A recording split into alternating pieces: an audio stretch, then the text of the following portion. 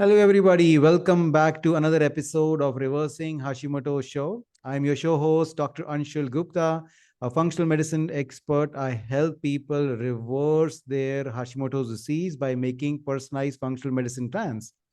And we have with us great Reed Davis, who is doing phenomenal work in the natural ways of approaching diseases, especially thyroid.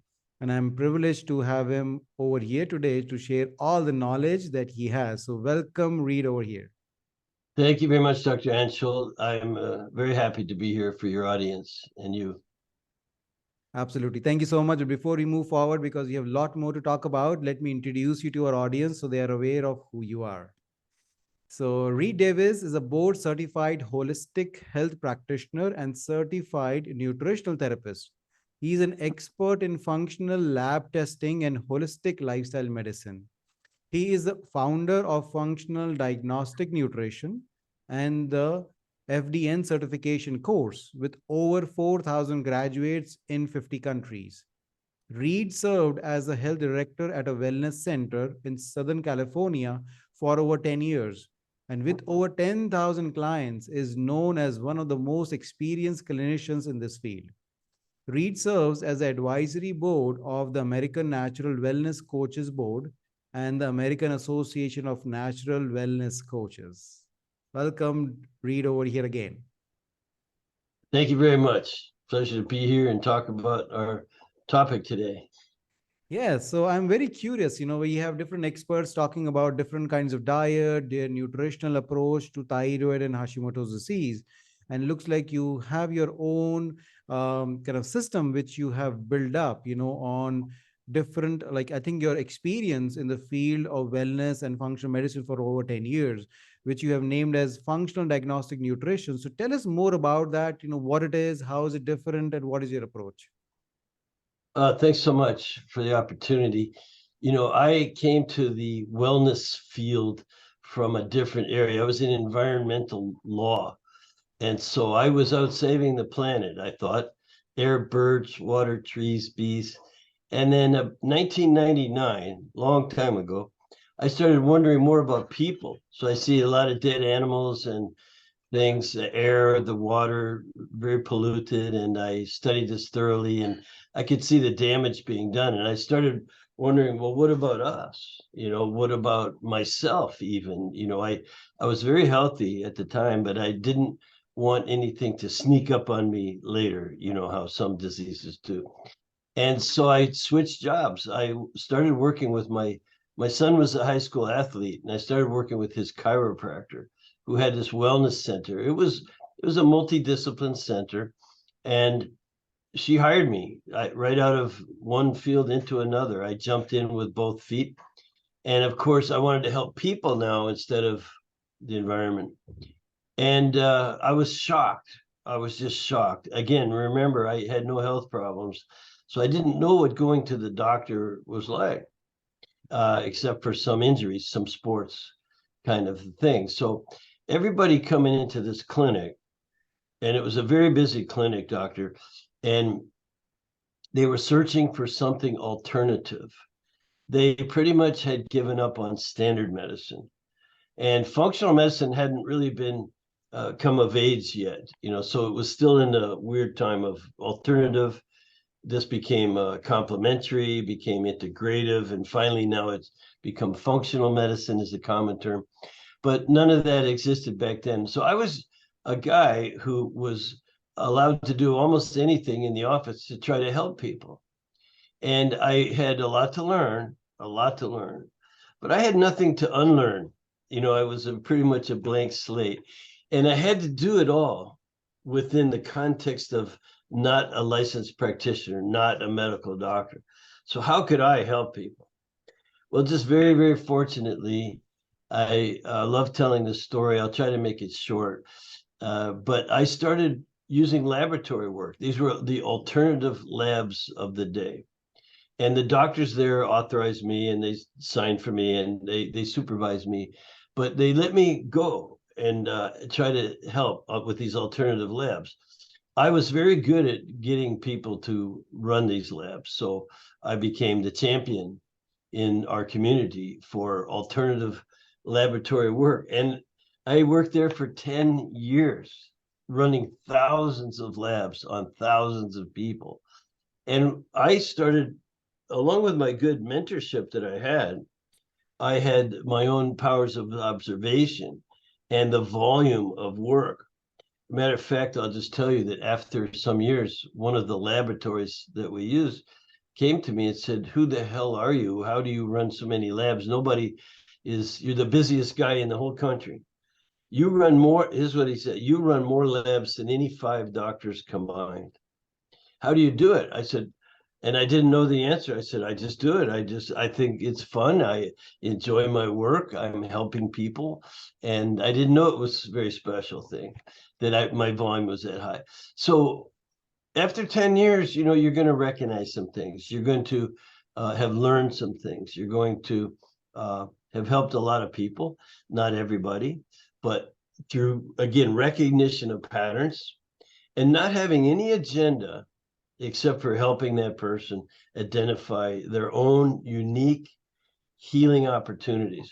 And I'll just end with that. That's the difference between what I called functional diagnostic nutrition. That's just a name I called. After many years, I had to call it something. And it just stuck. I picked it, it stuck. And these patterns that I recognized became very, very important because that's what I teach now in my certification course. You can now basically duplicate what I did so well in the office by taking my course. And I'm not here to sell my course. I'm just saying that I've become a teacher now because they kind of forced me into it. Wow. That's an amazing story. Like I think, as you correctly said, like at some point, with the functional medicine did not exist. And, we needed people, like you, who were innovative, who were thinking out of the box, and then who had so much to offer currently to all of us. We are offering, great testing opportunities just because of you, where we have access to all of these great tests where people can know exactly what is going on with them. Well, I would like to know, Sure, like, what kind of patterns, you have identified, or what kind of testing what is the process, sure. that you employ, so people have a better understanding of it. Well, remember, this happened over a long period of time, many years, and I ran thousands of labs. I specialized kind of at first in the hormone testing because most of our clients and patients were women in their 40s, 50s, 60s. And I did a lot of bone density testing. It was a way of attracting people into the office. And I started testing hormones. And when I figured out how to balance the hormones naturally, no drugs, people got better, but they weren't all the way better. So then I learned about testing the immune system and finding out overactive, underactive, chronic, acute, different things going on with the immune system. Then digestion, detoxification systems, energy production, and finally the nervous system, balancing sympathetic with parasympathetic, the autonomic. So now that pattern spells hidden, Hidden, Hidden. So it's very easy for me to remember, so I can explain it to you. And it's easy to teach. Hidden are the hidden stressors and dysfunctions: hormone, immune, digestion, detoxification, energy production, and nervous system. So that system that I developed over all those years, looking for the hidden stressors and dysfunctions. Remember, I had no ability to diagnose specific things. I was more interested in all the constellation of healing opportunities, doctor, that were often very far removed from their symptoms. So they might have Hashimoto's or irritable bowel system, or they could have migraine headaches or bad skin, hives, all kinds of conditions. I just recognize this pattern of multiple healing opportunities. So that was the testing, and it involved saliva testing, urine testing, stool testing, blood work, of course, especially around the food sensitivities. We tested every person for what foods you're sensitive to. So it's a lot of lab work. It's an investment for a person of sometimes well over $1,000 in the lab work. But consider this: everybody coming in our office was caught in a cycle of trial and error. They'd already been to 6, 8, even 10 different practitioners, standard and otherwise. And they weren't better yet. Now this, remember at the beginning, I didn't know anything. I wanted to help people. And the first thing I thought was, wow, what a ripoff. I can't believe you've been to 6, 8, 10 different practitioners, some doctors, some otherwise, and you're not better yet. That's how can you live with yourself? Like I Right. just didn't know what the medical system was like. I was shocked. And I was out riding my motorcycle one day thinking about these people over and over and over again. Why are they putting their health in someone else's hands? Number one concern. Why Mhm. don't they take charge? Like me, I was a very in charge of my own body, and of course, I had no health problems. But the other thing I thought is, you know what? I'm going to be the last person they need to see.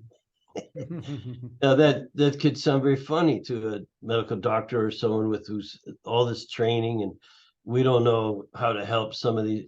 I was determined I was going to be the last person. So my mission has always been really help them, really. And I ran so many labs to try to get to the underlying causes, conditions, and way upstream, sometimes very far removed. So that's what I'll say about my testing. Unless you have more, I'm happy to answer more. But saliva, urine, blood, stool.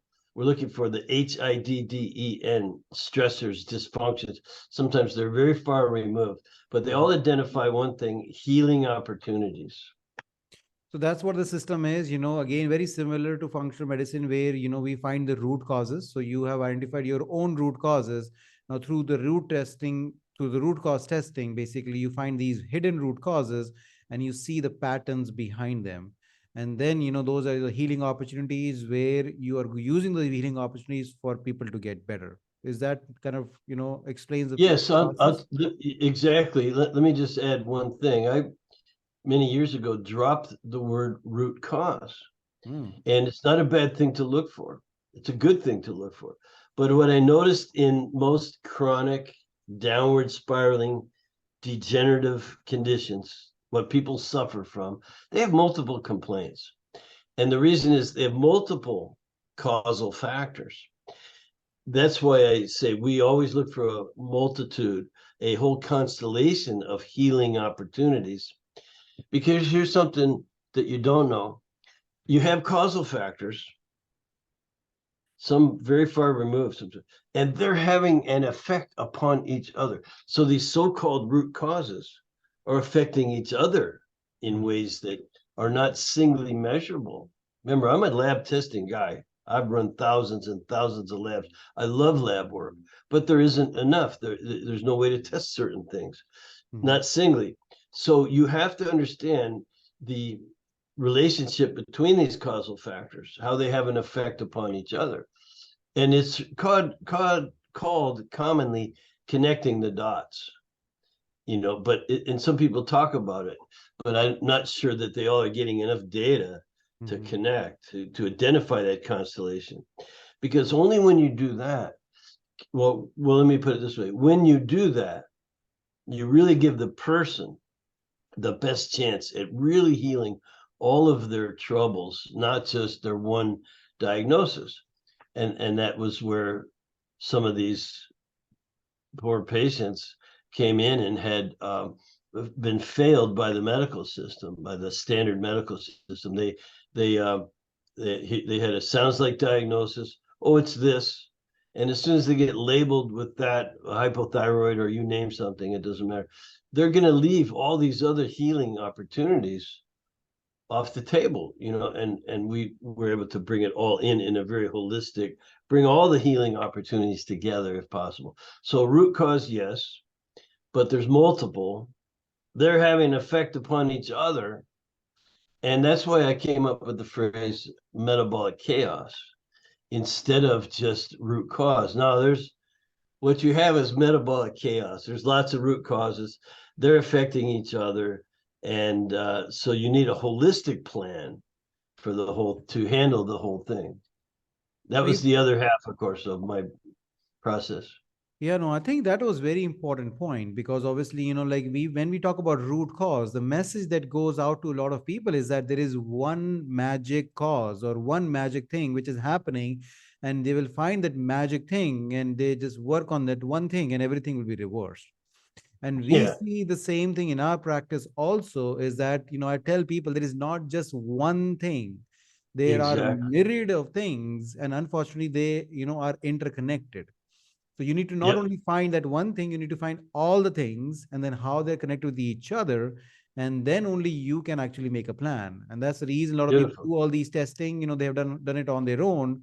And obviously the computer like or AI just spits out like a lot of recommendations just based on that one test. And obviously they're doing it, but they do not get better. And they say, well, it doesn't work. And I Yeah. think the reason it doesn't work is that they're not recognizing that it is interconnected, and then you need to recognize those patterns. Then you need to take in account everything to get better, right? Yes, sir. Yeah, that's exactly right.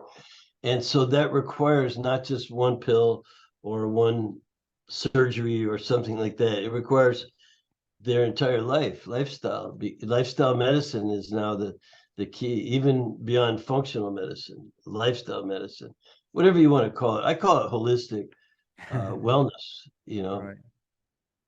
Yeah, no, I think I agree with that. Like the name doesn't matter, as you said, and the names will keep on changing, but we need to know the gist of it and obviously how the approach is there. So, like in your approach, let's say, like a person comes to you and then you did all these different tests, identified the patterns. Then the approach after that is generally like people can get better with food, or is it like a supplement plan, or what does it like, Fantastic. entail doing those things? Wonderful question, because that's the other half of the equation, the other side of the coin.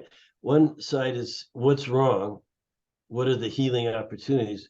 Now, what can this person do about it themselves? Remember, part of our desire is to put them in control. The person needs people, don't give up control of your health to someone else.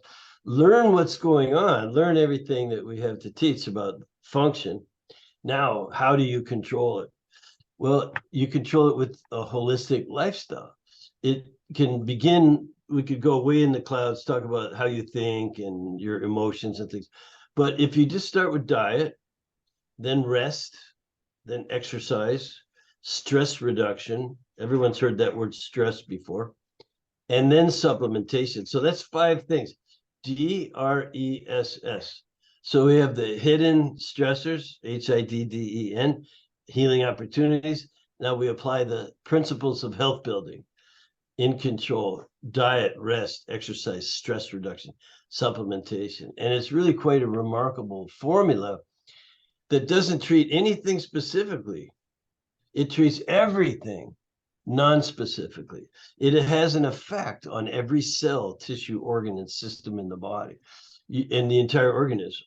And therefore, people just get healthier, and their problems often just go away because they've overcome it. They've worked on everything simultaneously, HIDDEN, through DRESS, the principles of health building. And yes, sometimes that could, some obstacles to healing might be in the mind or emotions of a person. The tests don't really cover that part, but that's where our coaching style, our coaching method, our basic philosophy of getting people to adjust their behavior, even their way of thinking, and take control and responsibility. And we give them the tools. The dress protocol is individualized through the lab work. We have your data, you have your complaints, your problems, your history, everything going on. Now we need to work together for some time. The body will heal. What it does, what the body cannot heal, that's where medical doctors come in. But otherwise, the body's pretty smart, right? Mhm. You don't have to teach a cell what its job is. Oh, absolutely. So basically, the diet plans can vary from person to person, right? All of these plans can vary depending on what you see on the test results, right? Absolutely. So I could talk about each thing. The diet's particularly interesting because there's no one diet that's right for everybody. Hmm. Years ago when I first started, I remember I was healthy. I just pretty much ate what I wanted to, and high quality nutritious food, because I grew up that way, with both my grandfathers being farmers. But the modern diet is so far removed from that. They call it the sad diet. The standard American diet, anyway, is horrible. Look how disease causing it is. It really is the foundation of most disease, I think. But this very poor diet. But there's not one right. So in the beginning, in the year 2000, when I was playing with this um, Atkins diet, the Atkins diet was very popular, Yep. and it worked for a lot of people. I said, okay, let's try it. I read the book by Dr. Atkins. Wow, I learned a lot. I read many other books, but I put everybody on the Atkins. It didn't work. Some people liked it. Some people didn't feel any different. Some people hated it and got worse. So I started having to learn about, oh my God, now the diet. I have to learn everything.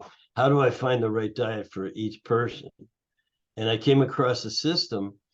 It's called The Metabolic Typing by William Wolcott. He's a smart guy. You can get his book, The Metabolic Typing Diet by William Wolcott. Good read. Good way to eat and learn how you can adjust the diet to your own individual genetic requirements. So we do that. And that way we get the diet right, minus the food sensitivities. And if all you did was that, if all you did for a person is just test for food sensitivities, I've seen so many things just disappear, starting with migraine headaches, the hives, really bad hives, other skin conditions, asthma, ADD in children. I once had a boy, his mom was a successful patient in our clinic. She asked if I work with kids. Yeah, why not? So ran some tests, and this kid was being sent home from school for behavior problems, and the teachers and principal wanted him to go on drugs, and the drug of choice back then was Ritalin for ADD. Mom didn't want to do Ritalin. We ran some tests. We got the boy going to bed earlier, eating a better breakfast, lunch, and dinner, changed his diet completely. Some other things in his environment were affecting his nervous system. Within 3 weeks, doctor, within 3 weeks, the principal of the school tracked me down and said, what did you put this boy on? Like I was some medication. No, he said, the boy is so different. He pays attention. He's well behaved. He's learning. He's a good kid now. And, again, he thought it was some magic pill. No, we just put him on a good diet, got rid of chemical sensitivities, got rid of food sensitivities. It completely changed his life. That's one of the earlier sort of miracles that happened that taught me I was on the right track. Wow, that's amazing. This is an inspirational stories, and a lot of our kids, have been, diagnosed with ADHD or ADD and have been on these medications for lifelong sometimes.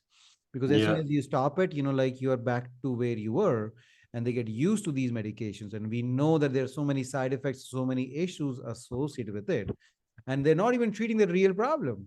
And by doing these simple Oh, methods and things that you mentioned, we see great results, and these kids do get better. So that is that's amazing. right. So let's come to the food sensitivity, because we have had different people over here have spoken about food sensitivity, and there's so many different tests for the food sensitivity, either the IgGs, the MRT testing, and the other ones. And everybody has a preferred test, that they do. So, what is your preferred way of testing for Yeah. the Yeah. food sensitivity? I'm very happy to say that my preferred initial food screening is the MRT, the mediator release test, because it measures inflammation eight different ways. If you're getting inflammation, any kind, from any cellular process, the mediator release is the culprit. So we can identify the foods that are the likely culprits. Now I have to say this. So miracles have occurred. It's one of those tests that, looking backwards, wow, fantastic. So happy we ran that test. I've had I used to coach football, youth football. I had kids on the team that had asthma and all kinds of problems. We would test the kids and they would get better, but not every one of them because the problem could be caused by something other than foods. So you need to eliminate foods. Looking backwards, fantastic test. Looking forwards, if I had a young man or lady in front of me, uh, should they run the test? Yes. Is it going to help them? I don't know, because only to the degree that that food is affecting them will removing the food reverse that effect. So they'll get better to whatever degree foods were contributing to the metabolic chaos. Mhm. So if foods were the number one thing creating chaos in that person and they're all symptomatic, then you get rid of the foods and everything quiets down. They return to normal function. They may have some residual other dysfunction, but so I can't tell who it's going to help looking forward, but looking backwards, it's helped a lot of people in great ways. So we just run the test. You kind of have to. You don't want to miss that one. No, I agree with that. And as you kind of pointed out before also, is that, there can be multiple root causes, which are kind of affecting each other out. So you cannot just, work on one, because as you mentioned, for one person, the food sensitivity might be playing 70% role in their disease process, while in some people it Yes. might be just 20%. So, Yep. obviously you're going to see the improvement, but how much, you cannot guess that Yeah. beforehand, right? That's where the complete Exactly. testing is very helpful, I guess. Yeah. So it's a standard screening for us. Standard Mhm. screen everyone, no matter what their problem. And by the way, in Hashimoto's, we found it to be very effective because you're eliminating one contributor to metabolic chaos, or two, or five, or 10. And even the number of sensitivities a person has can be illustrative, can illustrate, wow, you have a lot. Some people might have 10 food sensitivities. Other people I've seen have 50 or 60 different food sensitivities. What does that tell you about that person? Well, they're sensitive to a lot of things, Right. and that would spill over into other areas. They could be sensitive to the new carpeting, the new paint, their personal care products, the household cleaning products, Mhm. car products. Where they work could have chemicals in the environment. If you work for an airline, for instance, the amount of flame retardant on the everything around the plane, they just spray it, spray. You can't smell it because they hide the smell. But man, the chemical, and you're going to be breathing that every day. Not to mention the diesel fuel, jet fuel, and things like that. So there are certain jobs that are just very bad for you. So that come to the point is the toxins, right? Like again, because we Yeah. see that being a very, very major player role, in a lot of almost like 90% of my Hashimoto's patients, will have some or the other toxins in their system. So are you testing for those also, like, all the Yes. different kinds of toxins or just Not at one or? first. We'll wait. We'll wait. It depends on the interview and where a person works and their occupation and different things in their environment that we might lean towards an environmental pollutant panel. So there's some environmental pollutant panels that are very good at detecting. Matter of fact, I just ran one myself. I could show it to you here, a toxin panel.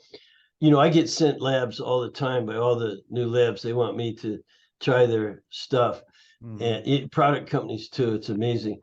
Um, and I run these labs on myself. I want to learn anything new that could be helpful.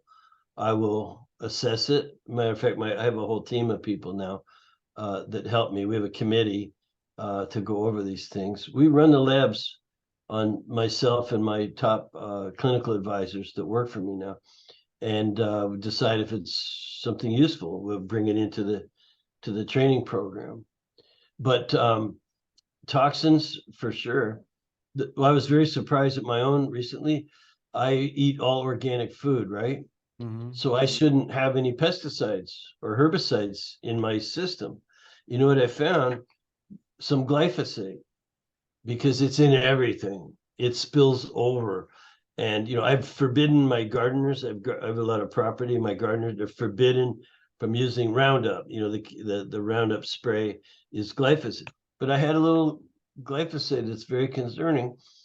So these tests are useful because two things. One is I'm going to search, make sure my gardeners aren't using glyphosate sneaky, something that, and my neighbors could be using it. It can come over. Also, I can do some detoxification. I've got my a little thing right here on my desk that I take. It's a few squirts of this a couple of times a day. Milk thistle, it helps the liver to so we run the labs and then we change our behavior, and that's the secret for us. That's very important, because a lot of people, who come to see us also, they said, well, I eat all organic, so there is no way I have toxins. Or, well, every cleaning product in my house, is very natural. And so surprising that once we read, like just, do those panels and suddenly like, they have so many toxins in their system. And it's so disheartening that our environment today is such that doesn't matter where you live, what you do, the toxins can still sneak in.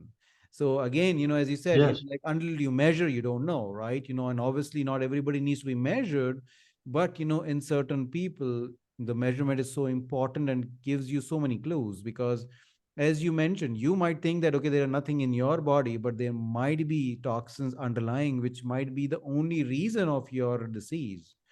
So that's great. And you also Yep. mentioned something about genetic panel. So you do also check genetics, in terms of, like who is detoxifying or who has certain things. What do you do? Sometimes, not initially. Hmm. Um, the reason is gene tests never change. If Right. you did a gene test now, do it in 1 year or 5 years, it'll be the same. Your genes are never going to change.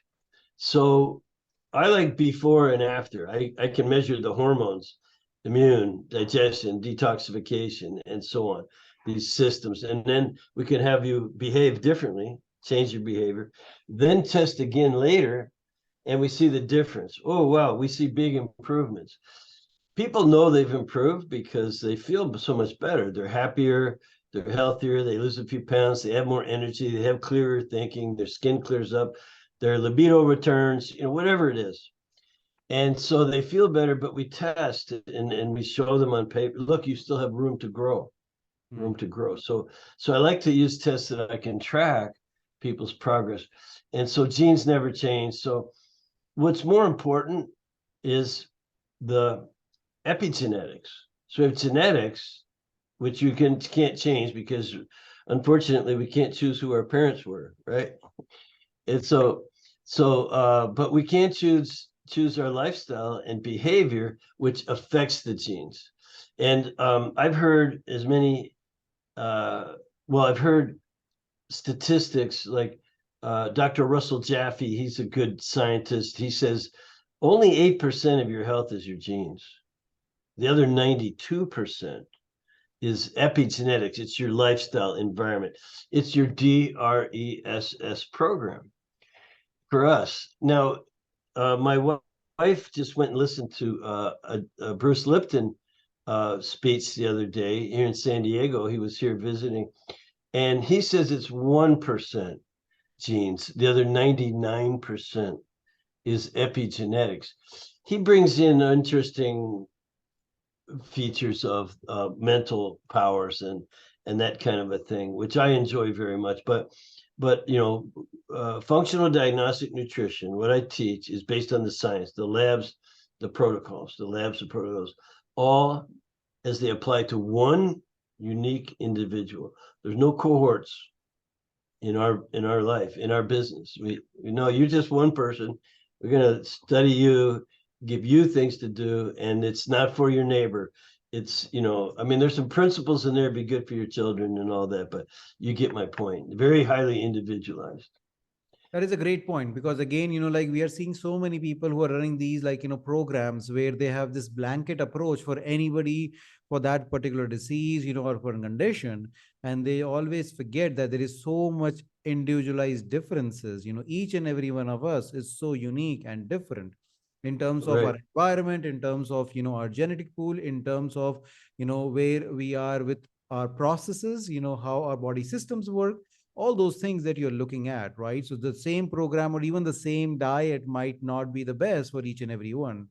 And that's where, the individualized approach is very important. So I'm so glad that you are doing it, and you have this at least a method or an approach where people who are interested in knowing what is wrong with them, not knowing that what is wrong with 70% of people, what is wrong with me as an individual, is where you apply. Yep, absolutely. So um, if it isn't individualized, maybe it worked for your neighbor. Like, and that's the thing. Why I see online a lot of forums. I go to a forum, and to be a practitioner there, whether it's a doctor or a chiropractor or a health coach, or, hey, I've got a new client and they've got this condition, something called this. Have you had anyone like that before?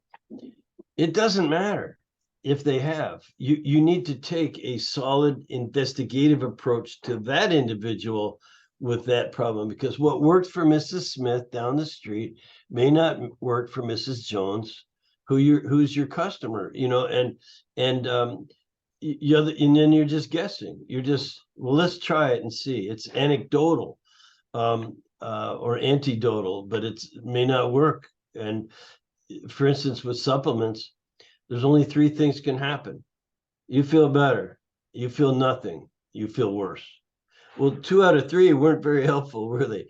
So if you knew which supplements or which stress you're dealing with, or which diet you should be eating, and exercise also can be very individualized. Even sleep patterns need to be individualized, because we all think differently about that.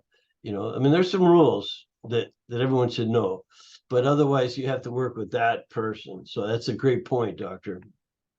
That is great. Thank you so much. I mean, this is such a great information that you have shared with our folks. Obviously, you have given a different approach that people can follow of knowing what is wrong with them, and then kind of creating the system where they can be helpful.